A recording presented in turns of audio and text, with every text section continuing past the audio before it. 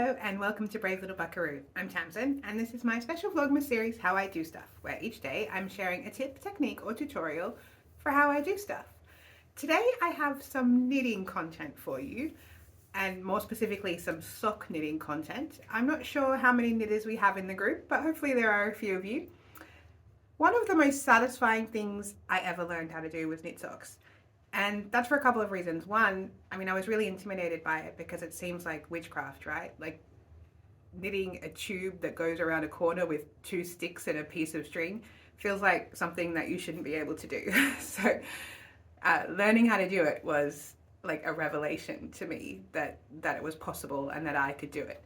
And also because I have difficult feet. Like my feet are very wide and I have a high instep, so the distance between like the back of my heel and the top of my foot is wide. And so the most important thing for me about socks is that the top edge, the cuff needs to be really stretchy so that it can stretch over the width of my instep, but still fit my foot once it's on.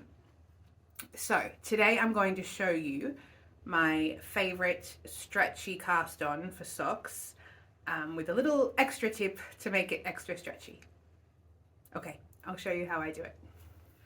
Okay, so my favorite cast on for socks is the twisted German cast on. And the reason I like it is because it looks pretty and it's nice and stretchy. It's a good cast on to use for lots of things, but particularly socks because it's stretchy. And the way I make it even more stretchy, because I'm quite a tight knitter, so I don't want my nice stretchy cast on to wind up still being too tight because I've strangled the stitches, right? So the way I make it even more stretchy is to cast on over 2 needles instead of 1. So I normally knit my socks with magic loop, but you can cast on with any method. This works for any method, to just do it over 2 needles instead of 1.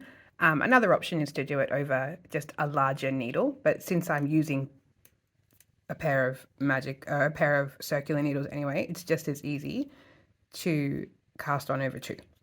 So I'll show you how I do that. The twisted German cast on is a long tail cast on, which means you start with a tail of yarn and then you cast on using the tail and the ball. So you have to give yourself an amount of yarn to make those stitches, and you have to sort of estimate how much yarn it is that you're going to need. And the way that I do that is by wrapping the yarn around my needle. So I'm just going to start at the end and I'm going to wrap the yarn around my needle 10 times.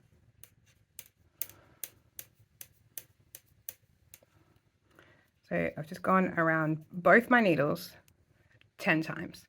And that's approximately the amount of yarn I'm going to need to make 10 stitches. So I'll just pull that off there. And that's 10 stitches worth of yarn, but I need 72 stitches for my socks. So I'm just going to go, okay, well that's 20, that's 30, that's 40, that's 50, that's 60, oops, that's 70. A little bit more for a tail to weave in, and a tiny bit more for the extra 2 stitches because I need 72. And that's going to be approximately the amount of yarn I need for 72 stitches. It may be a little bit too much, but better too much than too little. So I have the tail of the yarn on my side over my thumb and the ball of yarn over my finger going away from me. And I've got them wrapped around like that. And then I'm going to put the ends in my hand like this, like a slingshot. Okay, so then I'm going to take both needles, lay them on top of the yarn, and then wrap them around. And then that is essentially my first stitch. And then the way we're going to do the actual cast on is, you can see here I've got a loop of yarn around my thumb and a loop of yarn around my forefinger. And the steps are as follows. We're going to go over the yarn on the thumb and through the loop. Then we're going to go over and around the yarn on the forefinger, drop the thumb and back through the loop. Pull the thumb out and pull it close. So around both strands on the thumb and through the loop, over the yarn on the forefinger, drop the thumb, through the loop, pull the thumb out and pull it close. Over, through, around and through. Over, through, around, oops, around and through. You do have to make sure that your yarn doesn't go in between your needles like mine just did. Over and through, around and through. You can see how as I'm making this motion, my thumb automatically drops as I go over here. And it does become an automatic, rhythmic, muscle memory kind of thing as you go. And I swear that once you know it, you never forget it. It's always there.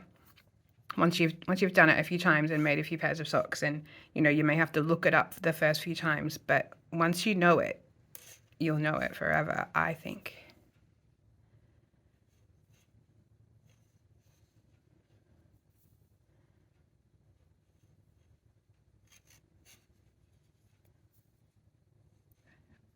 Over and through, around and through. Over, through, around and through. And then once you've got all your stitches, your 72 or your 64 or however many stitches you need for, well, for socks or for anything, you've got your stitches on your needles there. All you do is just pull one needle out.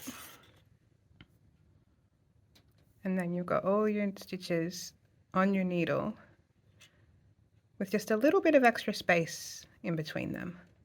The stitches are just a little bit bigger than the needle needs them to be. And that gives you the extra stretchiness when you're done. And here I have a finished sock that I prepared earlier. And you can see that the top edge is nice and neat and tight and cinches in like you want it to. But it actually can stretch to about double the width that it is. And that's how I do it. I hope you found that helpful. Let me know if you have any questions about that or sock knitting in general. I learned pretty much everything I know from Denise over at Earth Tones Girl here on YouTube. She has very detailed instructions for just about every possible way of knitting socks that there is, and I just think she's fantastic. Okay, so that's all I've got for you today. I hope you're happy and well and taking care of yourselves and each other. I'll see you again tomorrow, probably. I love you. Bye.